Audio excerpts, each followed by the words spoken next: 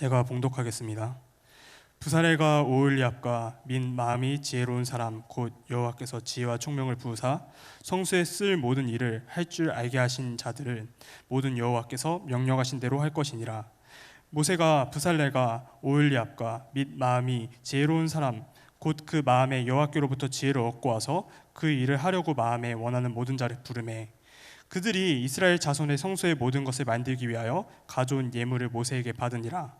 그러나 백성이 아침마다 자원하는 예물을 연하여 가져왔으므로 성소의 모든 일을 하는 지혜로운 자들이 각기 하는 일을 중지하고 와서 모세에게 말하여 이르되 백성이 너무 많이 가져오므로 여호와께서 명령하신 일에 쓰기에 남음이 있나이다.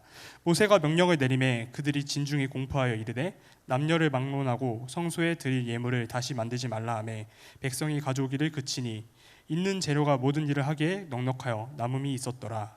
아멘. 넉넉하여 남음이 있음이라 라는 제목으로 담임 목사님께서 말씀 선포하시겠습니다.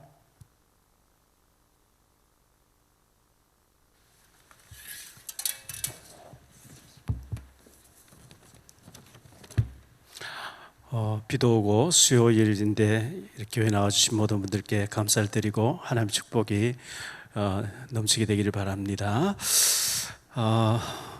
어제 서울구치소 예배가 있어서 이웃에 있는 우리 글로리교회 최태식 목사님과 같이 다녀왔는데요. 가서 이런저런 얘기를 나누는 가운데 최태식 목사님 그런 얘기를 하는 거 들었습니다. 교회의 표지가, 여러분 네이버에 교회의 표지라고 치면 세 가지가 나와요. 그게 뭐냐 하니까 말씀이 참된 전파가 있는, 교회가 참된 표지는 말씀이 늘 살아서 말씀이 선포되어야 되고, 두 번째가 성례전이 늘 이루어져야 된다. 초대교회는 성례식, 그러니까 성찬회식이 늘 있어야 되는데, 그리고 권징의 신실한 실행이 있어야 된다. 교회 표지가 말씀, 그리고 성례, 그리고 권징. 그런데 지금 두 가지가 없어졌다고 탄식을 하더라고요. 말씀은 있는데 성찬회식이 없어졌고, 그리고 권징도 없어졌다, 이런 얘기를 하는 것을 들었어요. 근데 우리는 그 성찬회식을 계속 하고 있다, 이런 얘기를 하는, 굉장히 이제 거기에 대해서 참 잘하고 있다, 이런 얘기를 했는 것을 볼 수가 있는데, 이제 최 목사님이 중직자를 이제 몇 명 세우려고 이렇게 생각하는데, 아는 목사님, 친척 중에 목사님 계시대요. 거기를 물어보니까 장로님들을 몇 분 그쪽 교회는 세우는데, 장로님들을 뽑아가지고 2년 동안 훈련시킨다는 거죠. 2년 동안 훈련시켜서 뽑는다는 거죠. 뽑는데 새벽기도 특별한 이유 없이 안 나오면 장로 대상에서 커트된다는 거예요. 근데 우리는 기존의 장로님들도 물론 거리가 멀어서 못 나오시는 분 계시지만 아무도 안 나와버리니까 새로 뽑히는 장로가 꼭 그렇게 해야 되냐, 이렇게 나오잖아요. 근데 기존 교회들은 1000명 모여도 장로 한 2-3명 뽑을 때 그렇게 엄하게 뽑아요. 11조 한 번이라도 빠졌으면 제외되고, 새벽기도 나오지 않으면 제외되고, 이런 굉장히 엄하게 뽑기 때문에 장로님 되어지면 굉장히 그 자부심을 가지는 거죠. 장로 됐다는 거에 대한 자부심 대단한 거거든요. 제가 어릴 때 지금 돌아가신 형님이죠. 셋째 형님이 농사 짓고 계셨는데, 이제 집안에 아무것도 없으니까 저희 집 뒷집에서 유일하게 시골에서 가수원을 했어요. 사과밭 가수원을 했는데, 박인배 친척 형님이죠. 박인배라고 가수원도 하고, 옛날인데도 전축 유성기라 그러죠.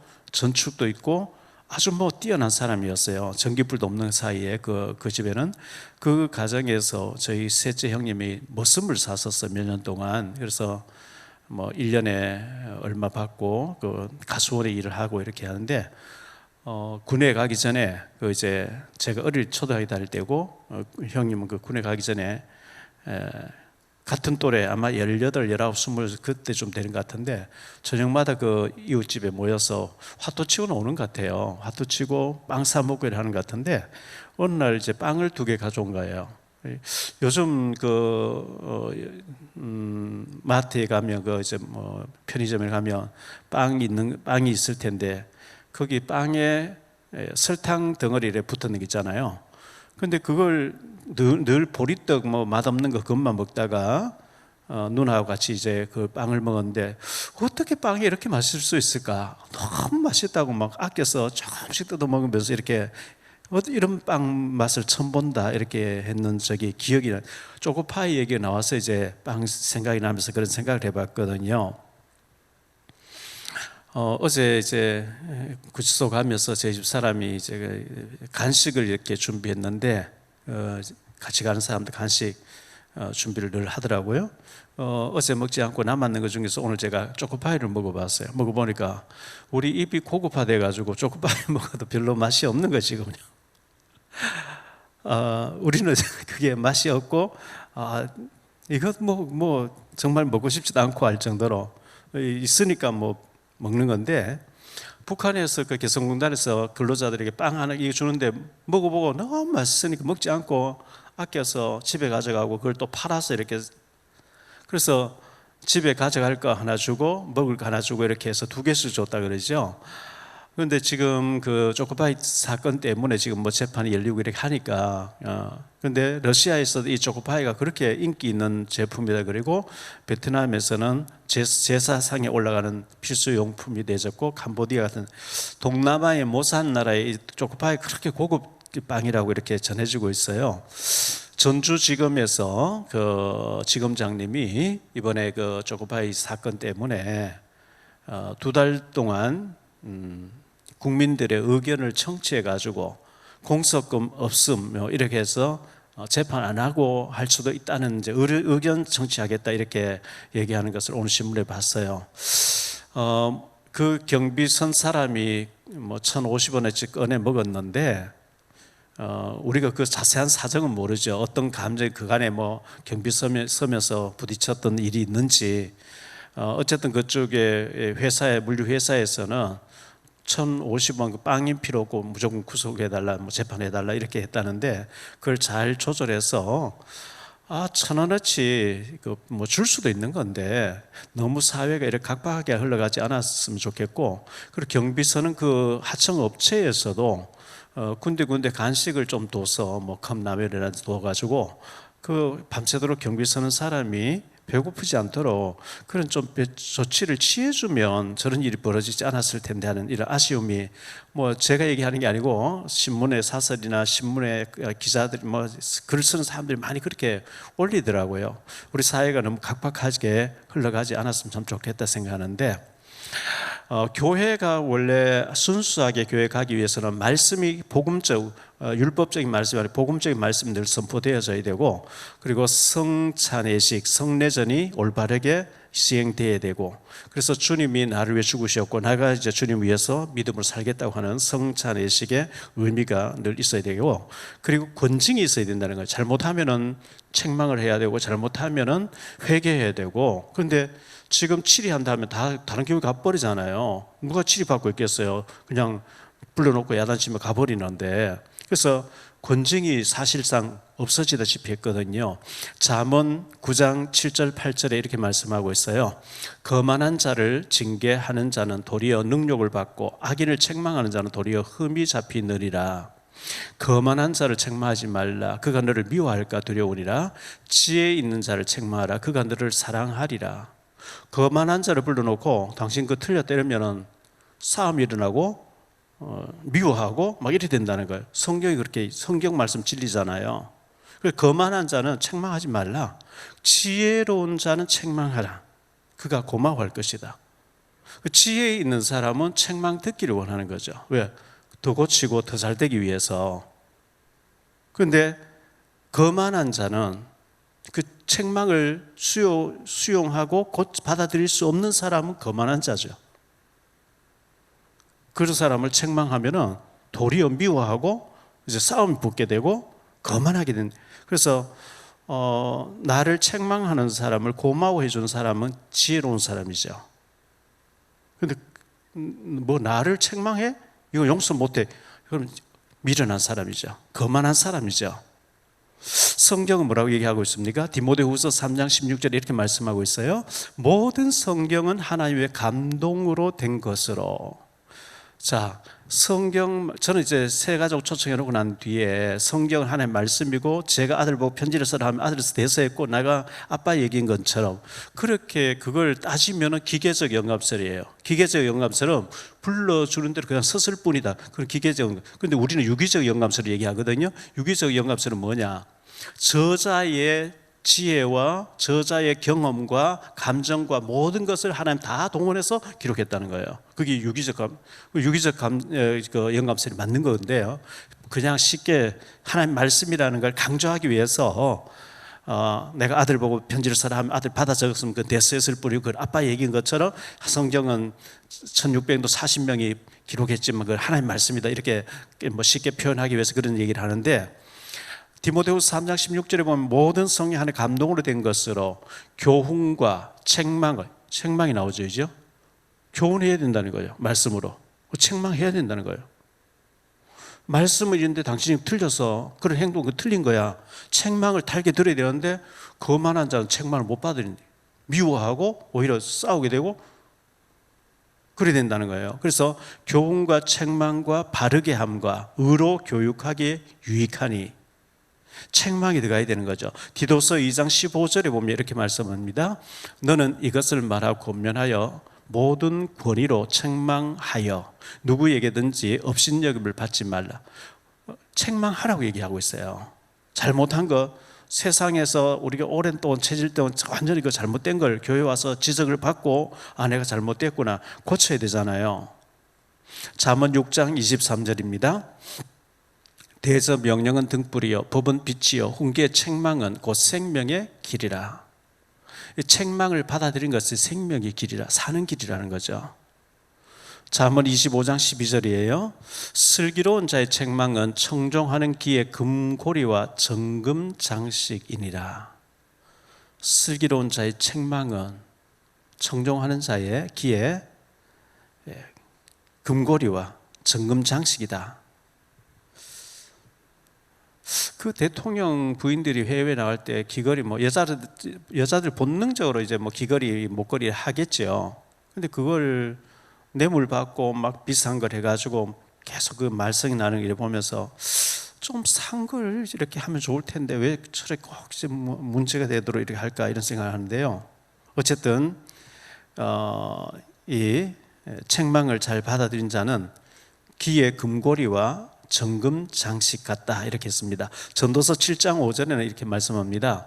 지혜로운 사람의 책망을 듣는 것이 우매한 자들의 노래를 듣는 것보다 나으리라. 제가 친구 목사 보고 이제 친하니까 한 번씩 그런 얘기할 때가 있어요. 친하니까 얘기하는 건데 귀에 듣기 좋은 말 말고 듣기 싫은 소리 좀 해봐라고. 내가 고쳐야 될 것, 내가 내 자신 잘 모르는 이것만은 고쳤으면 좋겠다고 하는 좀 아주 쓴소리를 좀 해봐라. 그렇게 얘기할 때가 종종 있거든요. 쓴소리 해주는 사람 아무도 없잖아요. 또 그걸 안 받아들이잖아요. 근데 아무도 말 못하는 쓴소리, 그것을 받아들일 수 있을 때 그 굉장히 지혜로운 사람이라고 성경은 말씀하고 있거든요.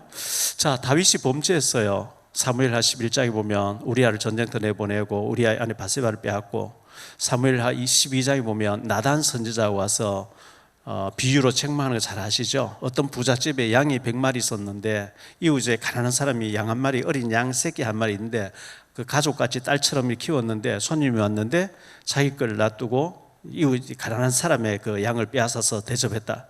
막 다윗이 분노하지요. 죽여야 된다고. 근데 바로 당신이다. 나단 선지자 그렇게 책망했을 때 다윗이 분노하지 않고 오그라지잖아요. 하나님 제가 나쁜 놈입니다 하면서.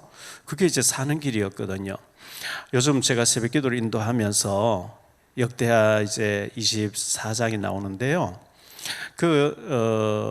남조 유다의 4대 왕이 여호사밧 왕이 참 선한 왕이고 아사 왕에 이어서 자기 아버지에 이어서 선한 왕으로서 전쟁터에 찬양대를 끌고 나가고 하나님 의지했는데 북이스라엘 7대 왕 아합의 임금 타락한 아합하고 사돈을 맺었단 말이죠. 그 아합과 이세벨의 딸 아달랴를 며느리로 데려와서 자기 아들 여호람에게 줬는데 여호람이 그 여호사밧이 자기 여러 아들을 지방에 고을 주고 말이죠, 은근 보화를 많이 주고 다 이제 잘 살도록 해줬는데 여호람이 세력을 얻은 후에 동생들 다 죽여버린 거죠. 그 김정은이가 김정철 죽이고 고모부 김정태 고모부를 죽여한 것 같이 그 폭정을 해요. 그 왜 그러냐 하니까 자기 부인의 영향을 받았다. 성경 그렇게 기록하고 있잖아요. 그 8년 동안 다스려 죽어요. 그의 아들 아하시아가 왕이 됐는데 1년 만에 에후에게 죽거든요. 그러니까 아달랴가 자기 다른 아들과 자기 아들이 왕이 죽는 걸 1년만 죽는 걸 보고 손주들 다 죽여버리고 왕이 돼, 여자가 왕이 되잖아요. 여호사밧의 며느리가 왕이 된다고 8대 왕이 되는데 그때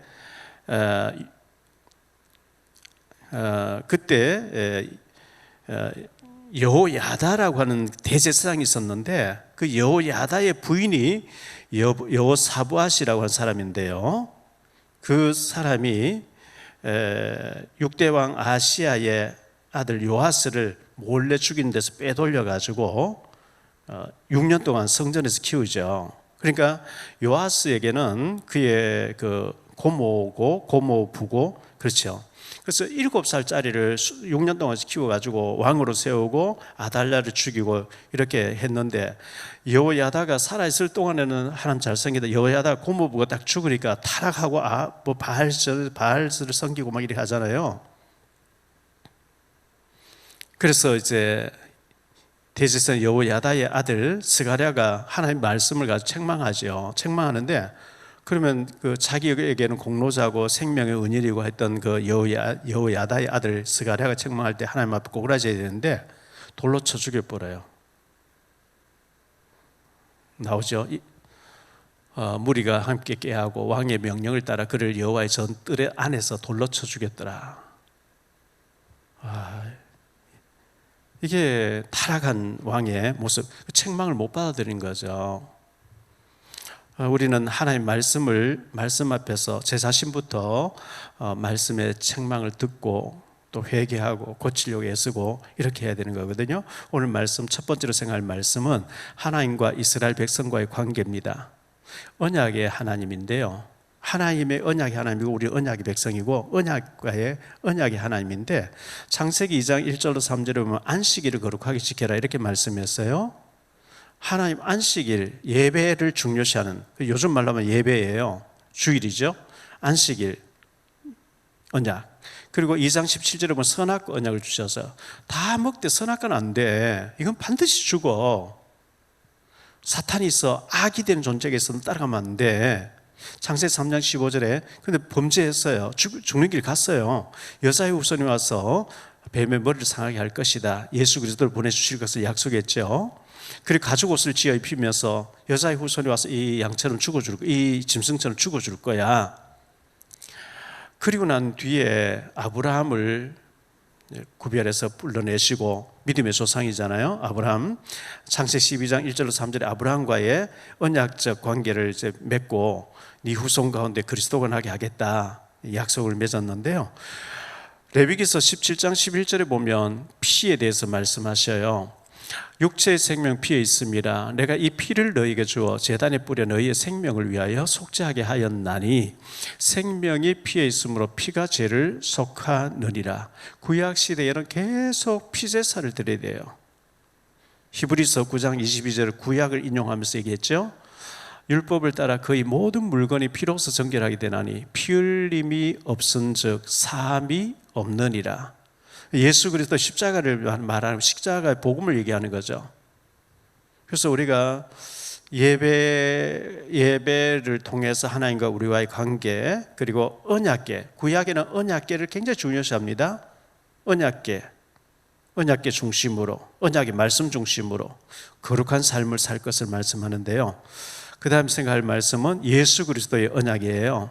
구약에 메시아를 보내준다고 했는데 드디어 예수님이 오셨단 말이죠. 그래서 너희는 나를 누구로 하냐? 마태복음 16장 16절에 시몬 베드로가 대답하여 이르되 주는 그리스도시요 살아계신 하나님의 아들이십니다. 세례 요한 같다 엘리야 같다 에레미야 같다 아니고 예수님이 바로 그리스도 되시고 구약의 메시아 그리스도 보내주시겠다면 바로 당신입니다. 이렇게 고백했고요.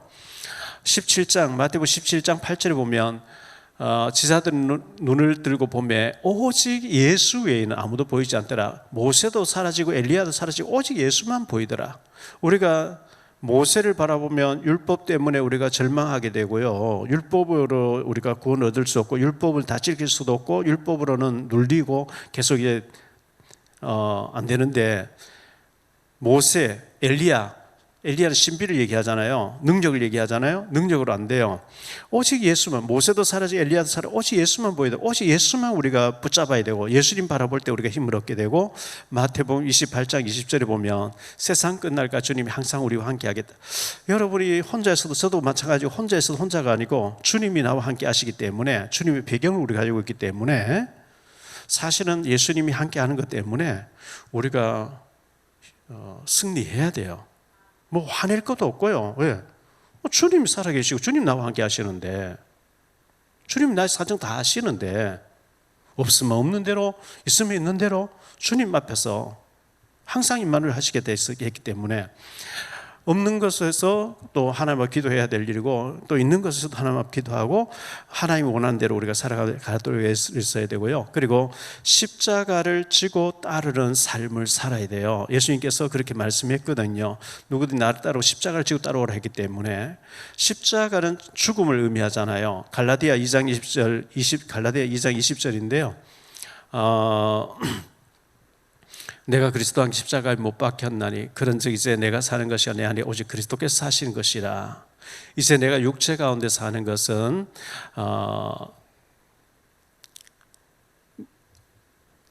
나를 사랑하사 나를 위하여 자기 자신을 버리신 하나님의 아들을 믿는 믿음 안에 사는 것이라. 내가 그리스도와 함께 십자가를 못 박히고, 내가 이제 옛 사람은 죽어지고 내 안에 그리스도로 거듭난 삶을 사는 것. 마태복음 10장 38절에는 이렇게 말씀하고 있어요. 또 자기 십자가를 지고 나를 따르지 않는 자도 내게 합당하지 않다. 자기 십자가를 지고 나를 따르라. 예수님이 이렇게 말씀했어요. 마태복음 16장 24절에도 예수께서 제자들에게 이르시되 누구든지 나를 따라오려거든 자기를 부인하고 자기 십자가를 지고 나를 따를 것이니라. 우리가 날마다 십자가에 내 옛사람 죽어지고, 내 혈기, 야망, 동기가 죽어지고, 내 속에 그리스도가 사시도록 그렇게 우리가 신앙생활 하려고 애를 써야 되고요. 고린도전서 1장 25절에 이렇게 말씀하고 있어요. 하나님의 어리석음이 사람보다 지혜롭고 하나님의 약하심이 사람보다 강하니라. 그렇죠. 요한복음 15장 5절에서는 이렇게 말씀하고 있어요. 나는 포도나무여 너희는 가지라. 그가 내 안에 내가 그 안에 거하면 사람이 열매를 많이 맺나니 나를 떠나서는 너희가 아무것도 할 수 없습니다. 그래서 우리가 예수님 포도나무, 우리는 가지기 때문에 사실은 우리가 가지가 힘쓰고 애써서 열매 맺는 게 아니고 붙어 있으니까 뿌리에서 영양가가 와서 이 둥치에서는 가지로 보내줘가지고 가지에서 열매를 맺잖아요. 저절로 열매를 맺나니 이렇게 말씀하고 있어요. 붙어만 있으면. 그래서 우리가 임마누엘 하는데 주님이 주인되고 내가 십자가 지고 내가 내 옛사람 죽어지고 주님이 사시도록 하면 나머지는 주님 하시는데요. 마태복음 5장 13절로 16절 우리 잘 아는 말씀대로 너희는 세상의 소금이니 소금이 만일 그 맛을 잃으면 무엇으로 짜게 하리요. 후에는 아무 쓸데없어 다만 밖에 버려져 사람에게 밟힐 뿐이니라. 너희는 세상의 빛이라. 산 위에 있는 동네가 숨겨지지 못할 것이요 사람이 등불을 켜서 말 아래에 두지 아니하고 등경 위에 두나니 이러므로 집안 모든 사람에게 빛이 느니라. 이같이 너희 빛이 사람 앞에 비치게 하여 그들로 너희 착한 행실을 보고 하늘에 계신 너희 아버지께 영광을 돌리게 하라. 빛과 소금의 역할을 강조했죠. 소금은 부패를 받고 맛을 내는 역할을 하는 것이고, 빛은 어둠을 물리치고 빛을 밝음을 드러내잖아요. 고린도후서 2장 15절에 보면 우리는 구원받는 자들에게나 망하는 자들에게나 하나님 앞에서 그리스도의 향기니. 제가 고추를 이렇게 좀 심어놓고 이제 화분에요. 또 오이도 이렇게 심으는데 오이가 날씨가 이렇게 기온이 뚝 떨어지고 나니까 오이가 전부 이제 열리지도 않고 열렸던 것도 자라지도 않고 이렇게 하더라고요. 그런데 거기서 오이 꽃이 하나 피어 있는데 거기에 꿀벌이 어디서 와서 이렇게 있는 걸 보면서 야, 지금 이 꽃이 조그만 거 하나 있는데 꿀벌이 여기까지 와서 이렇게 하는구나. 향기죠. 향기 맡고 오는 거죠. 우리의 말과 행동이 불신자가 볼 때 저 사람 말하는 거 보니까 좀 다르네. 알고 보니까 예수 믿는 사람이 역시 예수 믿는 사람 다르구나. 이렇게 우리의 그 향기가 나도록 해야 됩니다. 향기라고 얘기했어요. 그리고 편지라고 얘기했어요. 고린도후서 3장 2절 3절에 보니까 우리를 편지로 표현했는데요. 너희는 우리의 편지라 우리 마음에 섞고 무사람이 알고 읽는 바라. 너희는 우리로 말미암아 나타난 그리스도의 편지니 이는 먹으로 쓴 것이 아니요 오직 살아계신 하나님 영으로 쓴 것이며 또 돌판에 쓴 것이 아니요 오직 육의 마음판에 쓴 것이라. 불신자는 성경 몰라요. 성경 모르고 하나님 몰라요. 예수 믿는 사람 봐요. 저 사람 말과 행동 보니까 저 사람은 정말 신뢰할 수 있어. 저 사람 말은 틀림없어. 이제 그게 편지 역할하는 거, 향기 역할하는 거거든요. 그래서 우리가 하나님과의 언약적인 관계, 예수님을 나의 주인으로 모시고 살면 내 옛사람이 죽어지고 나의 그 고집스러운 어떤 육신적인 옛사람은 죽어지고 내 안에 그리스도의 향기가 나오고 십자가를 지고 따르라. 내 사람 옛사람 죽어지고 그리스도가 살도록 하라. 그런 얘기잖아요. 두 번째로 생각할 말씀은요, 성막과 성소의 기구를 만드는 사람들에 대해서 오늘 말씀하고 있어요. 계속해서 출애굽기 보면 이제 하반기 하쪽으로 갈 때 성막 지어라, 언약궤를 만들어라, 이제 성소를 지어라 이 말씀이 나오는데 부사렐과 오홀리아합이라고 하는 두 사람을 지도자로 해가지고 나머지 자기 달란트 가진 사람이 와서 협조해가지고 성막 안에, 성소 안에 필요한 모든 기구를 만들어라 이렇게 말씀하고 있는데요. 하나님께서 하나님의 성막과 성소의 기구를 위하여 하나님이 친히 준비하신 사람이 부사렐과 오홀리압이라는 사람이었어요. 하나님이 친히 지명하여 불렀다 이렇게 하기 때문에 자 출애굽기 31장 1절로 6절에 이미 이 사람에 대해서 여러 군데서 몇 군데서 얘기를 했거든요. 여기 보면 여호와께서 모세에게 말씀하여 이르시되 내가 유다 지파 훌의 손자여 우리의 아들인 부사렐을 지명하여 부르고 하나님의 영을 그에게 충만하게 하여 지혜와 총명과 지식과 여러 가지 재주로 정교한 일, 아주 세밀하고 정교한 일이죠. 정교한 일을 연구하여 금과 은과 노스로 만들게 하며 보석을 깎아 물리며 여러 가지 기술로 나무를 새겨 만들게 하리라. 내가 또 단 지파 아이사막의 아들 오홀리압을 세워 그와 함께 하게 하며 지혜로운 마음이 있는 모든 자에게 내가 지혜를 주어 그들이 내가 네게 명령한 것을 다 만들게 할지니 하나님이 지명해서 부른 자를 너희는 도와서 하나님의 나라 일을 하도록 해라. 하나님 지명해서 불렀대요. 거기에 당신 시비 걸면 안 되죠. 하나님 지명해서 부른 사람에게 협조해서 우리가 각자 달란트대로 잘 순응해서 잘 도와서 하나님의 성소, 성막 그 안에 이제 필요한 모든 기구 만들고 해서 잘 돌아가게 잘 만드는 것이 하나님 원하는 일이겠죠. 마음이 지혜로운 사람들, 이제 그 하나님 일하는 사람 일에 성소의 기구에 필요한 것을 하는데 마음이 지혜로운 사람들, 성령의 감동 있는 사람들을 말하거든요. 2절 말씀을 다시 볼게요. 오늘 말씀 2절 모세가 부사렐과 오홀리압과 및 마음이 지혜로운 사람 곧 그 마음에 여호와께로부터 지혜를 얻고 와서 그 일을 하려고 마음에 원하는 자를 모든 자를 부르매 하나님이 성령의 감동으로 마음이 지혜롭도록 그 마음에 여호와께로부터 지혜를 얻고 나서 그 일을 하려고 하는 사람을 부르렀다 이렇게 말씀하고 있어요. 하나님의 나라 일, 교회 일은 자신의 환경과 여건 속에서 잘 하면 되거든요. 우리가 억지로 안 될 일을 억지로 할 필요는 없고 제가 그 방위 받을 때 굉장히 환경적으로 굉장히 열악하고 어려웠는데 제가 할 수 있는 일은 헌금할 수 있는 능력도 안 되죠. 그 당시에는 성가대하고 시골교회 성가대 회원도 몇 명 없지만요 교사하고 그리고 새벽에 가서 그 겨울에 추울 때 난로에 그 톱밥 가지고 불 피우고 종치고 뭐 이런 거 하는 일을 했거든요. 자기 할 수 있는 분야에서 헌신하는 것을 하면 돼요. 지혜와 총명을 부음받은 자 이렇게 말씀하고 있는데 1절 말씀 한번 볼게요. 다시요.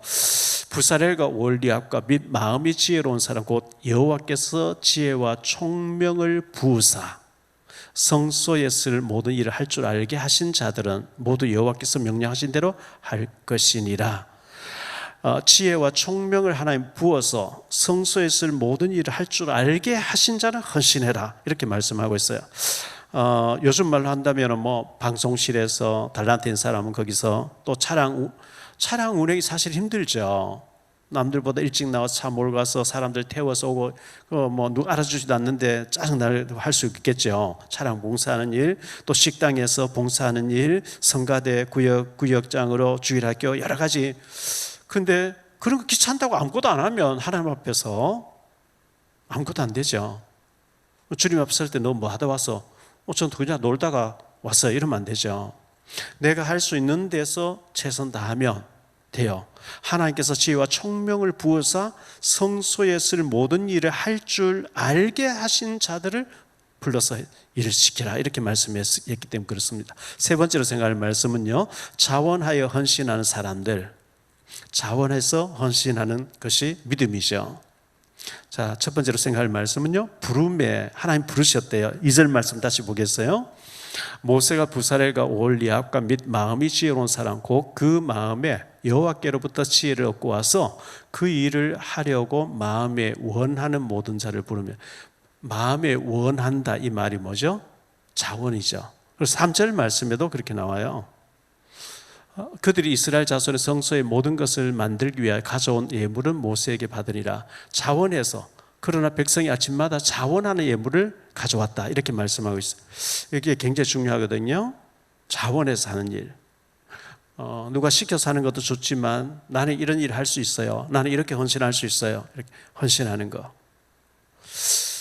그 백부장 얘기가 나오는데요. 마태복음 8장 8절로 10절에 보면 백부장 얘기 나오죠. 백부장의 하인이 중풍병으로 몹시 병들어 죽어가고 있었는데 백부장이 대답하여 이르되 주여 내 집에 들어오심을 나는 감당하지 못하겠사오니 다만 말씀으로만 하옵소서. 그러면 내 하인이 낫게 사옵나이다. 나도 남의 수하에 있는 사람이요 내 아래에도 군사가 있으니 이더러 가라 하면 가고 저더러 오라 하면 오고 내 종더러 이것을 하라 하면 하나이다. 예수께서 들으시고 놀랍게 여겨 따르는 자들에게 이르시되 내가 진실로 너희에게 이르노니 이스라엘 중 아무에게서도 이만한 믿음을 보지 못하였노라. 가라 하면 가고 오라 하면 올 테니까 말씀만 하옵소서.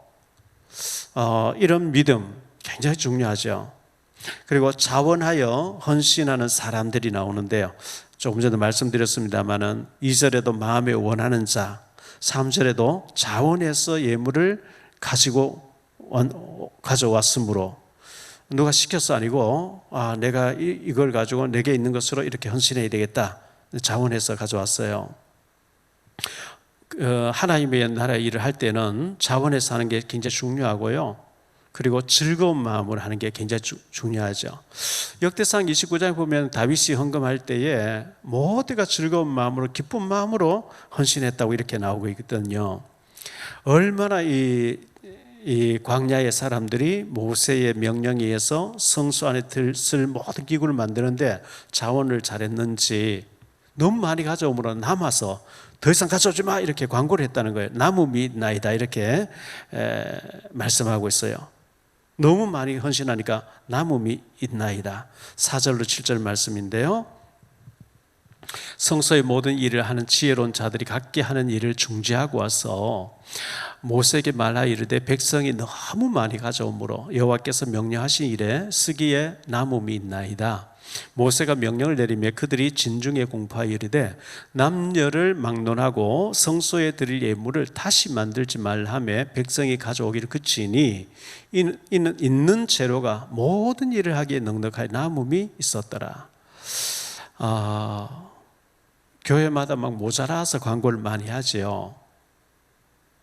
사실은 11조 생활만 전 성도가 올바르게 해도 온전한 11조를 하게 되면 원리가 돌아가도록 돼 있거든요. 출애굽기 16장 18절인데요. 만나 내렸을 때 만나를 이제 거두었는데 오멜로 되어본즉 많이 거둔 자도 남음이 없고 적게 거둔 자도 부족함이 없이 각 사람은 먹을 만큼만 거두었더라. 남는 것 같으면 남지 않고 모자란 것 같으면 모자라지 않는 그 하나님의 일이 신기한 거예요. 하나님 늘 채워주시고 그렇게 넉넉하게 하시는 분이거든요. 결론적으로 말씀 맺겠습니다. 첫째, 자원하여 헌신하는 것이 중요합니다. 우리가 하나님 일을 할 때 자원해서 헌신하는 것. 2절 3절 다시 볼게요. 모세가 부사레고 올리압과 및 마음이 지혜오는 사람 곧 그 마음에 여호와께로부터 지혜를 얻고 와서 그 일을 하려고 마음에 원하는 모든 자를 부르매 그들이 이스라엘 자손의 성소의 모든 것을 만들기 위하여 가져온 예물을 모세에게서 받으니라. 자원해서 가져왔어요. 너무 많이 가져오므로 두 번째로 그만 가져오라. 남음이 있음이라. 이렇게 그만 가져오라고 광고했어요. 5절 말씀 다시 보면요. 모세에게 말하여 이르되 백성이 너무 많이 가져오므로 광야에서 수입 장사하고 있는 것도 아니고 농사 짓는 것도 아니고 많이 가져올 것 없는데 애굽에서 나올 때 부자들에게 우리 그냥 가기 너무 억울하다. 금은 보화를 내놔라. 옷도 달라. 많이 얻어서 나왔어요. 그럼 너무 많이 가져온 거예요. 하나님의 성소 안에 필요한 걸 쓴다고 하니까 너무 많이 가져오므로 너무 남는다. 이제 그만 가져와라 할 정도로 그렇게 가져왔습니다. 셋째, 넉넉하여 남음이 있음이라. 우리가 어려운 가운데 최선을 다해서 헌신하는데 아마 하나님께서 내 잔이 넘치나이다 한 것처럼 우리에게 헌신한 것 이상으로 많이 넘치게 해주실 줄 저는 믿습니다. 아마 하나님께서 축복하실 거예요. 지금 좀 어렵지만 하나님께서 반드시 축복하시지 않겠나 그렇게 생각하고요. 어려울 때수록 우리가 더 감사하고 헌신하고 이렇게 해서 지금의 어려움을 지나고 난 뒤에 하나님께 정말 하나님 살아계시며 우리의 어려움 여건 속에서 드리는 것을 하나님 기뻐 받으시고 우리 축복하신다고 하는 간증할 수 있는 우리가 됐으면 좋겠고요. 하나님께서 성소를 짓게 하셨고 이제는 성소 안에 필요한 등잔, 등대, 제단 거기에 필요한 여러 가지 기구들 있잖아요. 하나님 제사드리는 필요한 기구들 그것을 만들어야 되는데 휘장도 만들어야 되는데 부사렐과 올리압을 하나님이 지혜로운 마음 주시고 성령 충만하게 정교하게 할 수 있도록 지혜를 주셔가지고 그리고 그들 도와서 백성들이 받은 달란트대로 그 마음이 지혜로운 사람, 그 마음의 여호와께로부터 지혜를 얻고 와서 그 일에 헌신하기를 원하시는 사람들을 불러가지고 하나님 일을 하게 했다 그랬어요. 그래서 우리가 이 교회가 가는 교회가 우리가 북한 선교도 다음 세대를 위해서 하고 있는 일에 아이들 잘 가르치는 사람은 주일학 교사로 또 찬양 잘할 수 있는 사람, 악기 잘할 수 있는 사람, PC를 잘 만져서 방송실에서 자기 일을 잘할 수 있는 사람, 하나님이 부어주셔서 잘할 수 있는 헌신할 수 있는 사람들이 모두 나와서 그들이 헌신하도록 해라 이렇게 말씀하고 있거든요. 이것을 사람을 위해서도 되지만 하나님 앞에 우리가 헌신하는 거라 하나님이 기뻐 받으시고 우리가 작은 헌신했는데 하나님이 우리와 우리 후손들까지 축복하신다는 기억하면서 기쁨으로 헌신하고 또 하나님께 영광 돌리는 우리 모두가 되시기를 이 말씀으로 축원드립니다. 우리 찬송 한 장